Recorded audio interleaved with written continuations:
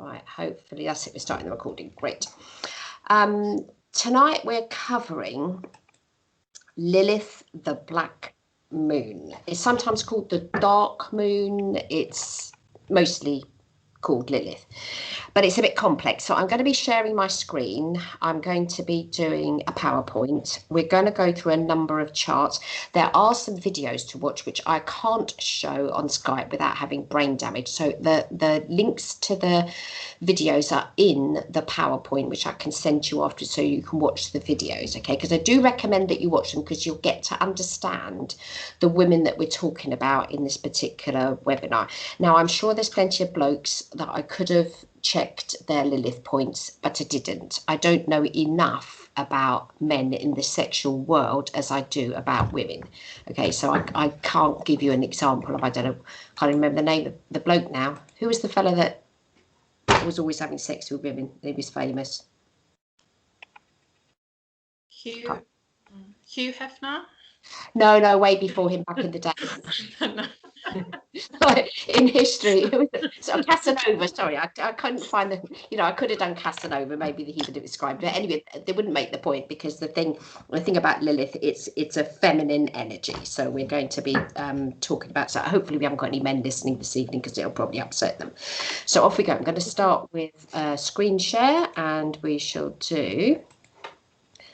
Hopefully, if you can't see anything, let me know. If you can see everything, great. If you just turn off your microphones while I'm waffling, that would be great. And here's the webinar PowerPoint. Here we go. So Lilith is the dark moon point. So where or what is Lilith? There are 4 astronomical bits called Lilith. There's a sensitive point of the moon's orbit, the true Lilith, another sensitive point of the moon's orbit, the mean Lilith, an asteroid discovered on the 11th of February 1927, and a non-existent satellite located in front of the moon and not visible from Earth.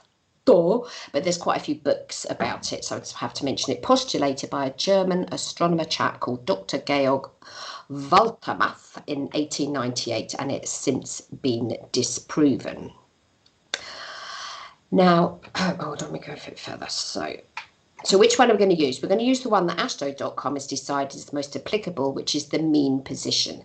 It takes about 8 years, 10 months for this point to go all around the zodiac. Now, it isn't a real place in space. It's a point between the way that the moon orbits around the Earth, and then we go orbiting around the sun. The moon orbits around the Earth in an elliptical orbit, looking like an egg. And at some point, it's nearest to the Earth, and some point it's further away from the Earth. And Lilith, the dark point, the black moon, whatever you want to call it, is a segment between when one bit is further away than the other. Don't ask me to explain it because I'm not an astronomer, but that's what Lilith is, and that's the bit that we're going to use, which most people do use.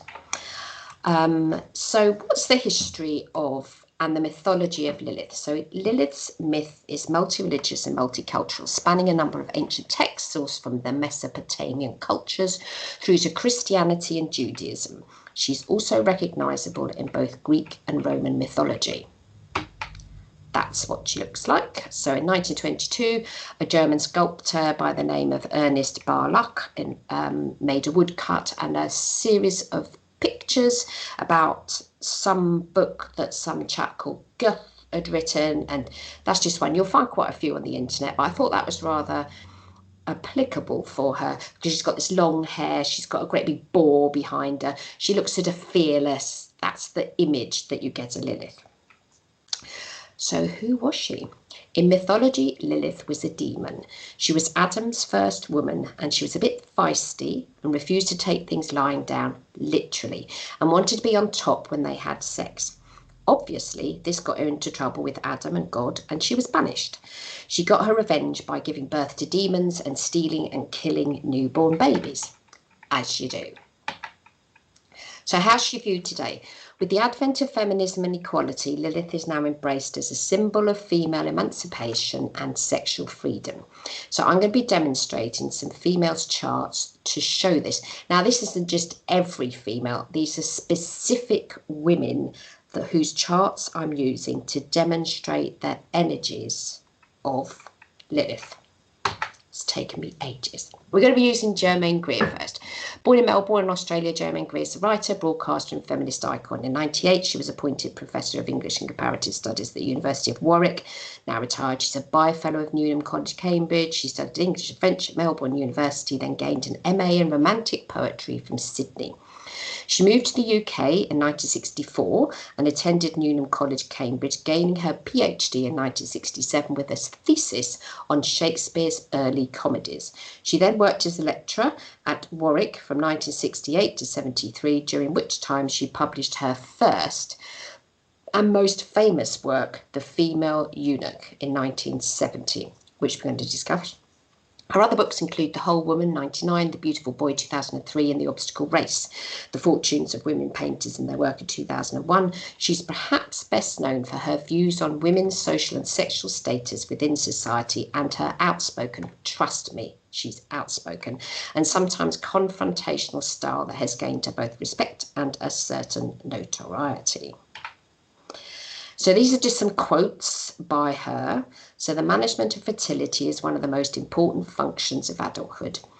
It's often falsely assumed, even by feminists, that sexuality is the enemy of the female who really wants to develop these aspects of her personality. And this is perhaps the most misleading aspect of movements like the National Organization of Women. It was not the insistence upon her sex that weakened the American woman's students' desire to make something of her education, but the insistence upon a passive sexual role. Remember that. This is the important thing about Lilith. Lilith isn't passive sexually. Okay. So Germaine Greer wrote this book called The Female Eunuch, which we're going to look at the aspects and whatever. And this is just a quick summary of it. It's a bit hard to condense a rather lengthy book written by somebody who's got degrees into a few sentences. But here we go. So Germaine Greer takes aim at the subject of women, their cultural history, their psychological development, and their relationship to men. And what she puts forward as her central thesis is the original and provocative idea that as wives, employees, mothers, and lovers, women are not only still in bondage to men, but are deformed by them, made into eunuchs. It's not that Greer is against men, she likes them very much, or she thinks women should take to violent action to secure their rights, but rather that every woman must come to know herself, her body, and her mind. Women must also learn, she argues, their own histories and must learn to share their experiences with one another until they understand, identify, and explicitly come to terms with the many psychological techniques of domination in and out of the home. So here is Germaine's chart, which I will now have to make bigger so you can see it and we can look at it. So she is the epitome of Lilith. There's her sun, 8 degrees into Aquarius, and there's her Lilith, only 4 degrees away. So if you want to get an understanding of what Lilith is about, then I do recommend that you look at the video links that I've put into this PowerPoint, and you watch a few interviews of her, but don't watch her recent ones because she just gets a bit sort of bullshit. She gets a bit older. Look at the one that I've given you where she's much, much younger. She's beautiful. She's got this lovely hair. She's got beautifully long legs. She's skinny and stuff, and she won't take any SHIT from anybody. She was also the editor of quite a few weird magazines. Spare Rib, I think she helped with. I remember that. I'm not as old as her. But Spare Rib was a feminist magazine. But there were various other things that she wrote for, and she got up to quite a lot of, what's the word now? I suppose she got into an awful lot of trouble. So she's got the Aquarius ascendant, and the issue with her, she's got Moon conjunct Uranus in the sign of Taurus. All of these planets here are opposition to her Pluto, she's got quite a complex chart. Okay, so it's not easy peasy lemon squeezy, but because she's got her Lilith exactly conjunct her sun sign, I'd say that she was the epitome of what it is that Lilith is trying to help us understand. So the Sun Aquarius in the 12th, conjunct Lilith, opposition Pluto, square Moon, conjunct Uranus in Taurus in the 3rd and 4th houses. That's a little YouTube video that I'd like you to watch. So this is the publication of her book. So when the Female Eunuch first came out, not much happened to it in the original release. So it wasn't like she released the book and then all of a sudden it all took off. It took a bit of time, but this is the transits for it first being released. So this is her natal chart at the centre here. These are all the transiting planets on the 15th of October 1970. I couldn't find the exact date of publication. All I know it was October, and I doubt very much it was the 1st, so I've just plumped for the 15th just to see where the planets were and what was happening. Pay attention to this here. This is Lilith now in a transit, and the next slide I'll show you, or picture or whatever, you'll see this is shifted. So there's Lilith now on the date of her publication in the sign of Virgo. Okay, she's actually a sun sign Aquarius. The other major thing that's going on for her astrologically is Saturn has just made a transit past her Moon and her Uranus in the 3rd and 4th house. So, and it's just about to, I think it's already retrograding. Yeah, it's already retrograding. It's probably going to go back a bit further onto her Moon. This was her most successful publication. Anybody that's my age or a bit older possibly has heard of her, and I haven't read the book, I confess. I'm probably going to have to do it now. I've done all the research for this. But we've got Pluto and Mars conjunct now in the sign of Virgo. Okay. Now, the book didn't take off straight away. It takes a while. If you watch the video, this will make sense. She goes to America and she's involved in a sort of a debate. So it's one of those debatey things that you do in a university setting. But she absolutely rips to bits near enough everybody that asks her a question. And also the person that is... what word is now, like hosting the event, and she's there to talk about the book, which obviously has been completely misunderstood by every man that's in the audience. Look where Lilith is now. It's totally conjunct to Pluto in the sign of Virgo on the exact date that this debate, and the video that I'd like you to watch, where she rips to shred this chappie in the audience because he comes out with a stupid bloody question. The sun is now in the sign of Taurus. Saturn's moved on, and now the book takes off, and it does really well, and everybody reads it, and she gets extra famous and does other TV things. So that's Germaine Greer. I don't think I've got another chart on there first. Oh, that's the debate of the book, okay, which I've just showed you. Next person we're going to talk about is Cynthia Payne. Now, unless you're elderly like me, you might not have heard of her. She was a housewife who, after running into financial difficulties, ran a brothel in suburban southwest London. She was arrested in 1978 on her birthday and served 4 months after appeal. Now, I'll give you the story of her. So there she is, she's a housewife. I think she had her first baby when she was quite young. She had another baby that died. She had another child that was put into adoption, and then I think she had a child that she kept, but she had quite a sad sounding childhood. Anyway, she got to renting a flat in London, and she was working as a waitress, and during her job as a waitress she discovered that she could make more money by letting her room out while she was at work to a lady of prostitute that would rent her room. So she discovered that she made far more money than being a waitress by letting out her bedroom while she was at work for this particular lady to use her room. And that was where she got the idea for eventually running a brothel. She ran quite a few. She ran 4 brothels before she was arrested.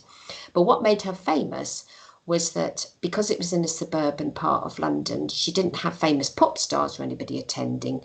She had the only people that were allowed to go had to be over the age of 45, and when they came through the front door, she charged them 25 quid, and she'd say that it was a party. So I've given you 3 links here to know more about her. One of them's an interview, there's a video in there, one's the whole issue about brothel keeping and how even though she was arrested and there were 40-something people in the house at the time, she was the only one that got sent to prison. Okay, so the other girls that were working there weren't imprisoned. The men that were using the services weren't. And if you read this last article here, it's about the weirdness and the imbalance of the male-female thing, and that the chaps didn't get into trouble because of it, which is disgusting. So let's have a look at her chart. So Cynthia, here we go. She has now passed. I think she lived to be 80-something, and she, yeah, her son.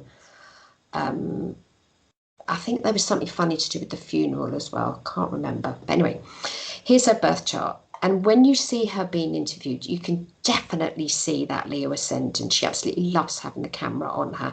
And when she had these, because she ran the brothel, but she'd run these parties, she called them parties. When she ran the parties, and she's talking about running the parties, you can see her completely light up. She's so excited to talk about them. And the people that come through the front door pay £25. She'd give them a luncheon voucher. They'd use the luncheon voucher to them. Each luncheon voucher would allow them to have one woman in a room upstairs. And when the police raided her property, there was a queue of blokes on the stairs waiting to use one of the bedrooms. And there were people like vicars that were there. There was a politician from Ireland. There were bank managers and a number of policemen. But she's got a Leo ascendant, 29 degrees, and her Lilith is up there next to her Chiron, next to her MC. She actually made a living, because this is the part of your chart, the MC, how you are classified in your career. She made a living out of running a brothel and wanting to be equal to men, in a sense, but she wasn't. She was imprisoned by them. Sun in Capricorn in the 5th, very creative, and then Moon in Scorpio. Okay, quite a lot, not loads, but quite a lot of women that work in that profession do have their Moon in Scorpio. I'll be demonstrating another one in a minute. But she's got a 29-degree ascendant in Leo, and there's her Lilith right up there next to her Chiron. So Chiron is the wounded healer, right next door to the MC. Now, unfortunately, she was sent to prison. And she served. She was going to be sent to prison for 18 months, but I think she only served 4 months. And on appeal, she came out of prison. But she was in Holloway in London. I don't know if that still exists. And she did write a book about it. And in the book, she describes that the majority of the women that were there weren't there because they were nasty or horrible, but they'd been treated badly. You know. Anyway. Something else. So this is the date of her arrest, because the arrest for her was more upsetting than the imprisonment, because they raided her property on her birthday. So she was born on the 24th of December, which is Christmas Eve, and they came and raided her flat at 4 o'clock in the afternoon on Christmas Eve. So there was lots of Christmas decorations up. And so these are the transits for the day. You've got the Moon conjunct Pluto. Well, that isn't all to do with sex. I don't know what is. Uranus and Venus are conjunct in Scorpio, near to her Moon, not far off, not conjunct. There's her birthday, so the Sun is now in Capricorn. Mars is there as well. Mercury's returning into her own sign of Sagittarius, and Saturn has just gone over the ascendant. And on that particular date, Lilith and Jupiter were conjunct in Leo. It really hit the news. It was a very, very big news item back in the day. And I've made a separate chart. Here we go, this one here. Just move it to one side for me. This is the chart for the actual arrest itself. Because I thought, well, you know, we've got a time for the arrest. It was actually 3:50, but I've used 4 p.m. And when she tells the story about how they raided her property and stuff, I thought, well, let's look and see what's going on. So you've got Lilith here is conjunct Jupiter in the 2nd house of money. So this is the moment that the raid happens. And, you know, the police had apparently been keeping a watch on her property for weeks. And so they planned it down to the nth degree. But there you go. Lilith is now conjunct Jupiter in the 10th house. Don't forget she's got a Leo ascendant herself. And it did affect her financially. When she's interviewed, she said she had to pay a fine of £4,000. That was a hell of a lot of money back then. But she said she didn't make that much money from what she was doing. She was only charging the punters 25 quid. I don't think she charged the girls to do anything. But anyway, so all the planets on one side of the chart, and the moon and Pluto are conjunct in the 4th house, and her house is raided, and it's all to do with sex, Pluto, moon conjunct. Okay, not making any judgments on this particular person. Actually, I thought she was rather cute, but there we go. So astroanalysis, she's got Leo ascendant, Sun in Capricorn in the 5th, Moon in Scorpio in the 3rd, Lilith and Taurus in the 9th, conjunct Chiron and conjunct the MC. The 9th house is about philosophy, long distance travel, further education, etc. She believed in what she did. She thought she was providing a service to men. And when interviewed, she used to say things like, you know, if men didn't have access to these types of places, they're more likely to beat their wives up. She's got a point. So that's the transits, and I've showed you that chart. Next person you've probably heard of, this is Stormy Daniel. She's an adult film star and director, a penthouse pet, a 3D inventor, a medium, and she's just started becoming a paranormal investigator, which I thought was rather funny. Most famous for having sex with Donald Trump and receiving £130,000 in hush money. Now her chart's interesting. So here we go, Stormy. Let's zoom in. So Sagittarius ascendant, she's going to tell it as it is. Sun in Pisces, another moon in Scorpio. And she again was another person when she was younger.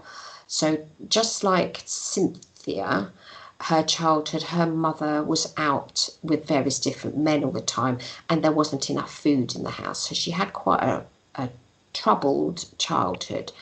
But now she's a director of, yes, she makes sex films, that is her living, but she's very successful at it and would have continued to have been successful without the $130,000 worth of money that Trump's lawyer gave her to keep a bit quiet about what had happened. She didn't ask for the money.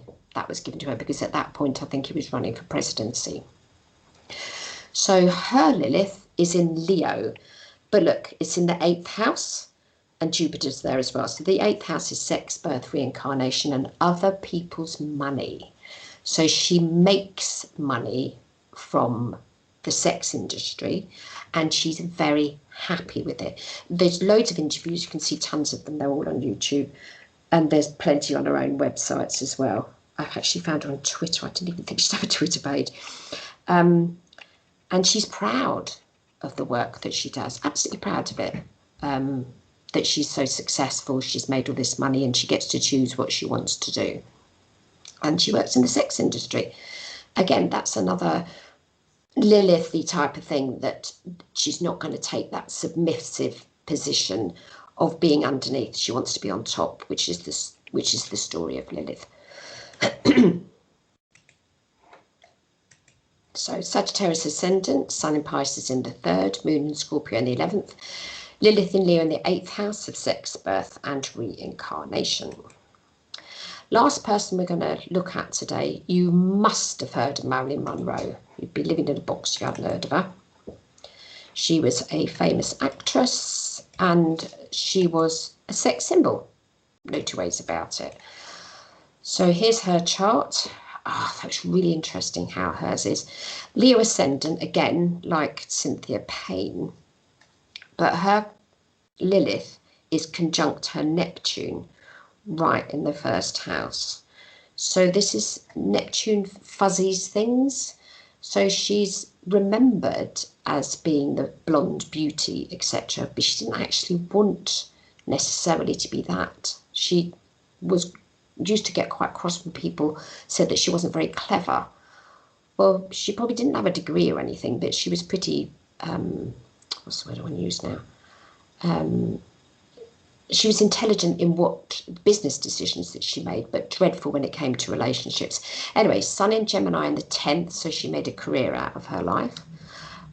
Moon in Aquarius conjunct Jupiter in the 7th. She did have numbers of husbands, and some of them weren't very suitable. And if you know the story, she accidentally took an overdose. I don't think she intended to kill herself, but that's what happened. She was on a lot of medication and accidentally took too many one evening, along with some alcohol and stuff. So she wasn't particularly happy at that point, I don't think. But anyway, that would be the Neptune thing. But in her case, she's also got Lilith conjunct the Neptune in the 1st house. So the astro analysis: Leo ascendant conjunct Lilith and Neptune in the 1st, Sun in Gemini in the 10th, Moon in Aquarius in the 7th. So that's just a quick skip around Lilith. So I'm ready for your questions. Mute myself. There we go. Thank you, Mary, for tackling all that for me. You're welcome. We take back to stop sharing. Yes, so that's Lilith. Now, I've asked you all to do your charts. You don't have to share if you don't want to where you've got your Lilith. And don't forget, you're not working in the sex industry. Okay, so you don't have to have Lilith in the same placements as the person that I'm talking about. Yeah. So if anybody's got any questions or you want to share, go ahead. Mine's conjunct Venus. Oh, cool. What house and what sign? Saggy in the 2nd house. So does that mean I can make some money with that? I should have had a brothel. Yeah, probably could. Damn it. Yeah, but you don't want to do that. You want to do your teaching, don't you? Well, no, I'd like to do astrology and tarot really one day. Well, maybe you could do the you could make money doing the sex of astrology. I mean, I was trying to choose who to choose for this evening, and there's a lovely lady called Dr. Ruth, who's a psychologist and a sex therapist. She's written loads of dummies books on sex, and she had a most fantastic radio show in the 1990s, I think it was, and she comes from New York. And she had an interesting placement of her Lilith. It was in Scorpio, and I can't remember what house it was in now. And she is, I think she's alive. I think she's still alive. Yeah, and she's sun sign Gemini, but she was really, really chatty. And she would just talk. You can see interviews with her. She just chats. So she's made a living out of not sex itself, but counselling people in sex and sex issues. So Lilith doesn't necessarily mean that you have to become a prostitute. I'm not suggesting that. It's my destiny. I just wanted to demonstrate the extreme versions of it. Yeah. But what we're looking at is, where do we need to be liberated sexually? I suppose that would be the way to be. So in the 2nd house, you need to spend some money on it. Okay. Oh well, yeah. Yeah. And also, with it being a Sagittarius, you need to say it as it is. Be blunt. Yeah. And if it's conjunctive Venus, Yeah. Venus is how we receive love, and Mars is how we give it. So if we are talking about sex, Venus is how we like to be done, and then Mars is how we do it. Oh, okay. That's interesting. That makes sense? Yeah. What, sorry? Did that make sense? Sorry. Yeah, no, that's interesting, isn't it? Because my Uranus is there too, but that's in Scorpio. So does that count as a conjunction? How many degrees is it apart? 4. That's conjunct. It's only 4 degrees apart. But it's a different sign, so doesn't matter. Doesn't matter. Okay, fine. It still beats. That's conjunct as well. All 3. Yeah. Well, no, the Venus isn't quite. Oh no, the Venus. No, the Venus is. They all are. Yeah, you've got stellium. Let me just see if I've got your chart and my little jobby bobby here. It's my 2nd stellium. Yeah, you're such a what's the word now? Sucker for stelliums. I am. It's all stelliums. Yeah, 2 stelliums and a little moon. No, that's not you, because you're a Libra. I am a Libra. Yeah. Yeah. So the Uranus is conjunct that as well. So that adds a rebel side to it as well, I guess. Yeah, I mean, because obviously I'm not going to go into it in a webinar, you know, what you might find as a term. No. I'm not Dr. Ruth on her radio. You've got to listen to her radio show, and she'd say things like, she was so cute, and she's got a really sort of squeaky New York voice, and I think she's Jewish as well. And the way she describes, you know, people are ringing in with their problems, and then she go, well, I think you should just satisfy yourself first, and then have him and whatever. And like, you know, you just sort of listen. Was this? And this was live radio. But she's so matter of fact about it, and really sweet with it as well. Yes, it is all conjunct in your second. Yeah. And having your Uranus there as well. Where is the Lilith in relation to the? So does it go Neptune, Lilith, Venus, Uranus? Or does it go? It's between Uranus and Venus. It's at 1 degree in Saggy. Oh, it's sandwiched in between your Uranus and your Venus. Yeah. Tongue. Okay, so you like, what's the word I'm going to use now? Spontaneous sex. Oh. Some people like to have it planned. Other people probably would want it spontaneously, but I would have thought that would come into the. It's a bit more difficult when you've got children. Nothing can be spontaneous when there's kids around. But it's all freedom, because those are all freedom-loving signs, apart from Uranus, but the others are. Yeah. Oh, interesting. Thank you. You're welcome. A new career path for me. Well, yeah.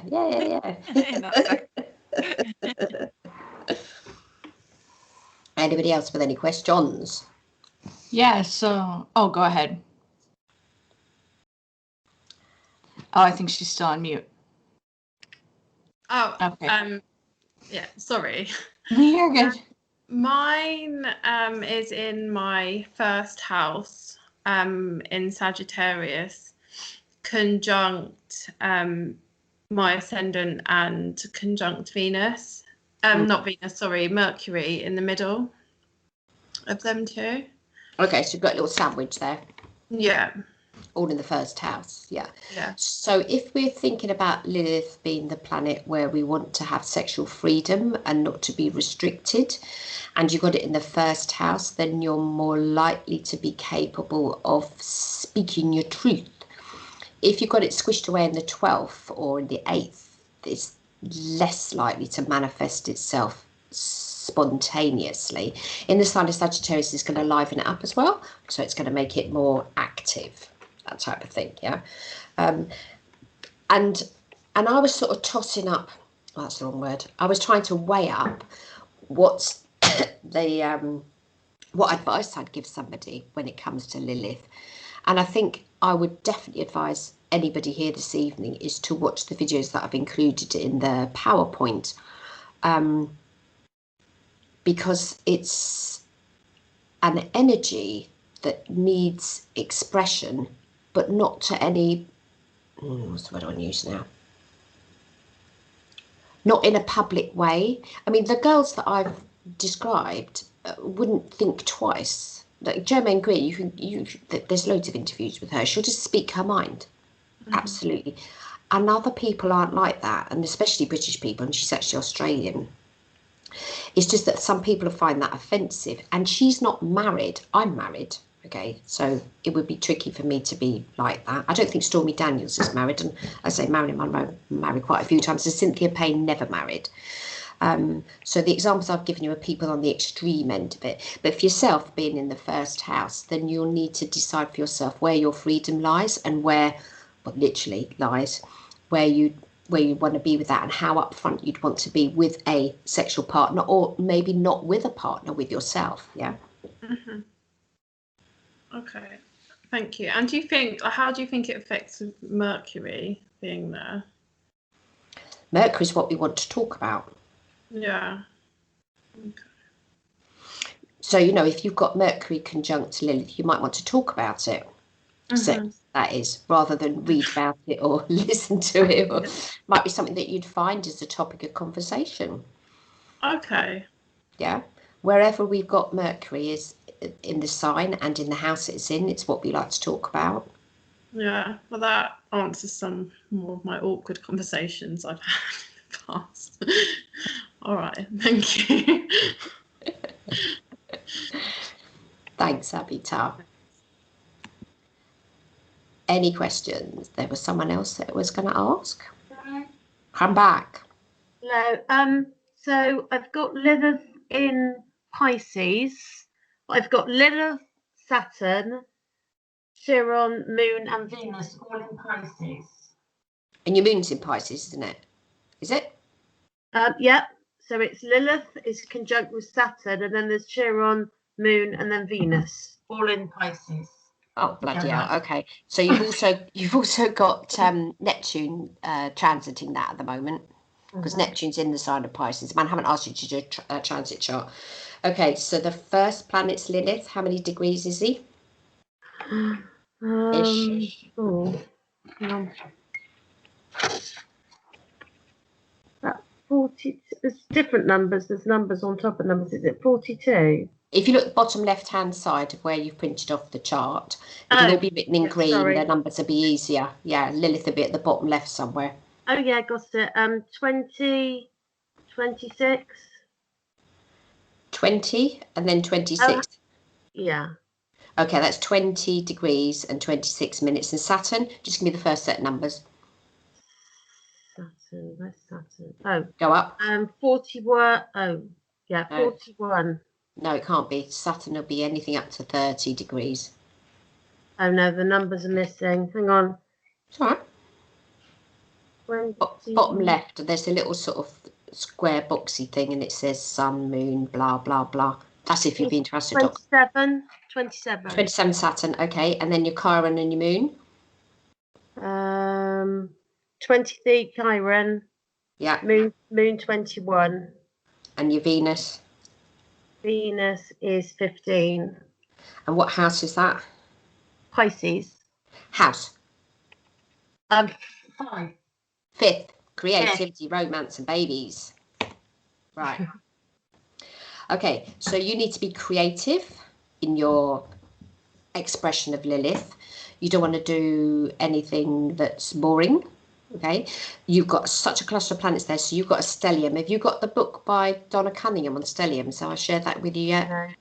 Ping me an email and to remind me, and I'll share that with you, because anybody that's got a stellium chart definitely needs to read Donna's book. So 5th house is creativity, romance, babies. So you'll need creative expression of it. Don't do boring. In Pisces, sensitive. Okay, so that's I'm not saying it dumbs it down, but it makes it much more sensitive when it's in a water sign. And since that's the house that we conceive babies and conceive creativity and stuff, then there's that aspect to it as well. Yeah, but that's 1, 2, 3, 4, 5 planets in your 5th house. That's a bit of a lot of planets. And then with Lilith being because your Venus is 15 and your Lilith is 20, is that right? Degrees? Lilith, yeah. They're only 5 degrees apart. So you're going to have to love your Lilith. Right. You know, when Lilith and Venus are conjunct, then there needs to be love. You can't, because all the ladies that I was demonstrating, their Liliths were on their own or in or conjunct something, but none of them had Lilith conjunct Venus. So there will need to be love involved in your Lilith expression. Yeah, that makes sense, because when I'm single, I'm not worried about it at all. Just yeah. Cool. Love. Yeah. Have to come in there. We see Germaine Greer hasn't got that. She's got Sun conjunct Lilith, and she does talk about love in the Female Eunuch book, and she does talk about it as a thing anyway. And she's an Aquarius like yourself, but her childhood was so awful. Gosh, getting her talking about her childhood, that wasn't much better either. And her mother used to beat her and stuff, and her dad never hugged her. And you sort of think, well, you know, what is it, chicken or egg? But what made her be so adamant that the whole thing for her, that sexuality isn't about dominance or non-dominance, but it's also about not taking the back seat. It's not about someone having power over someone else. It should be that a woman should be allowed to express herself in a whatever way she wants, and she shouldn't be held back by men, or I don't know, tradition or whatever. And I think the energies, from what I can get from having to research it, because it's Becky's fault for me doing this anyway, because I didn't really know much about it, is that we need to remember that that's the sort of feminist part of our chart, but not feminist at the expense of something else. Because I remember I was dating somebody once and I used to read Spare Rib, the feminist magazine, and he said, oh, it's anti-men. I said, no, it's not, it's pro-women, there's a difference. No, it's not anti-men at all. I was dating him at the time, stupid man. Spare Rib is anti-men. He hadn't even read it. He said, oh, it's anti-men. I said, well, read it, it's not, it's pro-women. But yeah. Thank you. You're welcome, you're welcome. All right. So I have a question as well. So I have Lilith conjunct my moon in the 8th house in Aries. Right, okay. Well, you're not going to want to take the back seat. Okay, so your Lilith is conjunct your moon in Aries in the 7th. Okay, what sun sign are you? In the 8th. In the 8th, beg pardon. Sun sign Scorpio. Okay, so sex is important to Scorpios anyway, full stop. Not as a thing, but as a, how can I put it now? It's important for them to be able to feel in touch with their body and something more than that. 8th house is a Scorpio house anyway. It's like the sign Scorpio, sex, birth, reincarnation and whatever. And you've got it with your moon there. So you will need, like in Rachel's case, hers was conjunct her Venus, there's love involved. With you, there's going to need to be emotion involved. When you've got your, not you particularly, but when people have their Lilith totally separate on its own, it's just, you just analyse that to itself. When it's conjunct another planet, like in your case, it's conjunct the moon, their feelings will have to come into it. So you're going to have to feel right to be able to express your sexuality in a feministic type of way, like, and you're not going to want, you're going to not want to necessarily be the dominant partner, but you're also not going to want to be passive in that. Mm-hmm. You're going to want to make the first move. And with this Dr. Ruth, with her lovely radio show, she talks about this woman, you know, okay, she said, you can take the reins or whatever. She said, but alternate with your husband, because he was moaning that she was always instigating sex. And she said, well, why don't you have it, you do it one week and he does it the next? And she thought that was a great idea and that solved the problem. It's lovely. But, you know, obviously it also depends who you're with, and if you're not with someone, what you want to get up to with yourself type of thing. But there will need to be emotion there with the moon. Does that make sense? Yep. Thank you. What's your ascendant? Leo. Okay. Then you're going to have to make sure there's a little bit of red carpet. You know, there needs to be, Leo ascendant needs to have the sun shining on them. They don't want to be the little flower in the corner. So there will need to be something demonstrative going on as well. Anyway, just to keep your Leo ascendant happy, the sun has to shine. Yeah. Cool.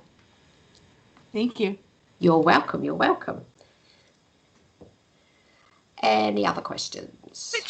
Which lady was it that had the Lilith conjunct the MC?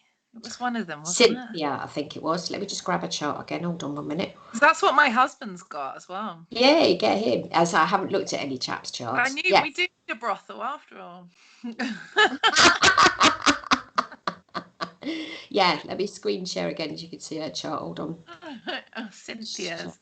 I'll have to have a look. Yes. Oh, Cynthia, she was so famous in her day. She had Leo ascendant as well. She absolutely loved all the attention.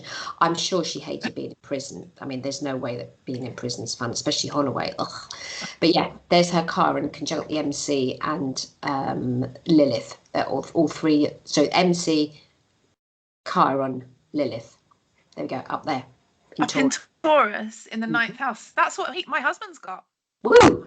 Has he got Leo ascendant or Virgo? He's got Virgo by 1 degree. Right. He hasn't got Chiron there. Chiron's in the 10th, but. Okay. What sun sign is he? Aquarius. That's going to be square something then. It's going to be Pluto. Right. Scorpio. Okay. Yeah. 9th is the house of spirituality, further education, philosophy, that stuff. So there need to be some belief involved in it. And is it in the sign of Taurus as well? Yeah. Yeah, so she really liked the men that came to the house, because she had the Leo ascendant. She really liked them to wear suits. She insisted that they wore a suit. You couldn't turn up in jeans. I mean, I know she was only charging 25 quid, which was quite a lot of money back then. But she expected when they came to the parties that she put on, that they turned up well presented. But she was Sun Capricorn. But if you've got your Lilith in the 9th, there's going to need to be some belief involved in it, or some learning, or some knowledge, or some international connections, because the 9th is international. Oh, that's interesting. We had a long distance relationship, actually. Not international, but yeah, we were long distance for a while. Yeah. Yeah, it's interesting. It's when you sort of look at them a bit more and understand the energy of what it is, it does rather sort of make sense to certain things that are in your chart. Thank you very much for suggesting. I had a fascinating week trying to find everything. And there's been so many books written about it. There was a book written by, now she was called Iva Goldstein Jacobson, because my ex-husband's name was Goldstein, so I was Mrs. Goldstein. I thought it was interesting. And I think her first name was Mary Iva Jacobson Goldstein or something, and she self-published a book on Lilith. And that was the thing that I'd read when you'd said that you wanted to do it, and I said, oh, we don't like Lilith, because the book that she wrote, she's using that imaginary point that was 10 years back, it wasn't even discovered, but it was disproved in 18 something or other by this bloke, as being a satellite of the moon. And she'd written this book about it, and she got this little dwarf boy in the book, and she had this person's chart. And the way that she'd written it, it just seemed the scariest, ugliest, most awful thing. Who would want to have this in their chart, the way she'd written the book? And that's what completely put me off about it. But when I researched it a bit more, and I've also got some PDFs that I can send you as well by other people that have written about it, it's not that at all. And a lot of times when astrologers discover planets, when they discover Uranus, for instance, it was really considered rather negative, and the same with Neptune and Pluto. But as it sort of got into astrological language a bit more, it changed. And the same thing with Lilith. Originally, when somebody was talking about it in your chart, it was just like, all hell breaking loose. But now it's about, what's the word I was using? Empowerment, Yeah. Oh, it's been really interesting. Thank you. You're welcome. And I thought Lilith was the daughter of Adam. I didn't realise it was his mistress. First wife. Yeah. Oh, first wife. Okay. Yeah. I don't know that he married her. I just put first woman, but the myth is that this is the one that he had in the Garden. Well, I don't think they were even in the Garden of Eden. But the myth is that was his first person, and she wasn't going to have it. She wanted to be on top. And then, of course, that totally upset God and all the rest of them. But during, the mythology of it as well, she really was a demon. People had had bands around their wrists with her name on to stop her from getting at their children and stuff. She really was like a sort of a witch figure, and written about a lot. So even prior to her being in the Torah or in the Jewish texts, the Babylonians waffled on her about her as well, and she really was a demon. But then that takes us all back to patriarchy, and blokes running the planet and stuff. And I can't argue for that because I don't know enough about it. You'd have to get Germaine Greer on the point, because I can't do that one. I don't have the education, I'm afraid. These are people who've been to university. I haven't.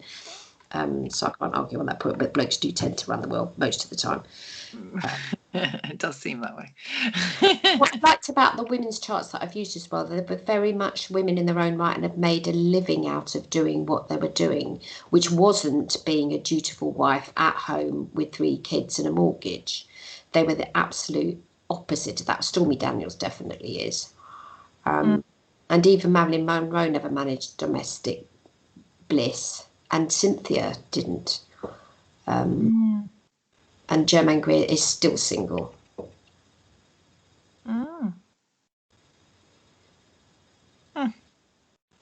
Anybody else got any questions before we go? We've got another 9 or so minutes. We still have time to chat. I can turn the recording off if you want to ask a question not on camera.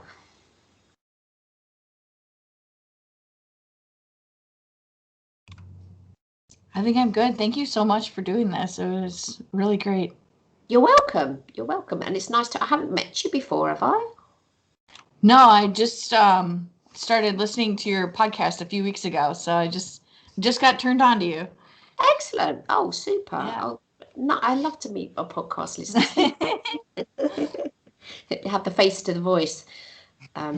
Yeah, don't worry, I'm only 5 foot tall. I'm just a midget. There's not much of me. Loud voice though. What I'll do is I'll turn the recording off so that we can have a chat if we need to. So let me just stop the recording. So I shall stop that now. So thank you very much. This was a webinar on Lilith, the dark moon point in the birth chart. And if you need to get in contact, it's mary@maryenglish.co.uk, or the website's www.maryenglish.com. Thank you.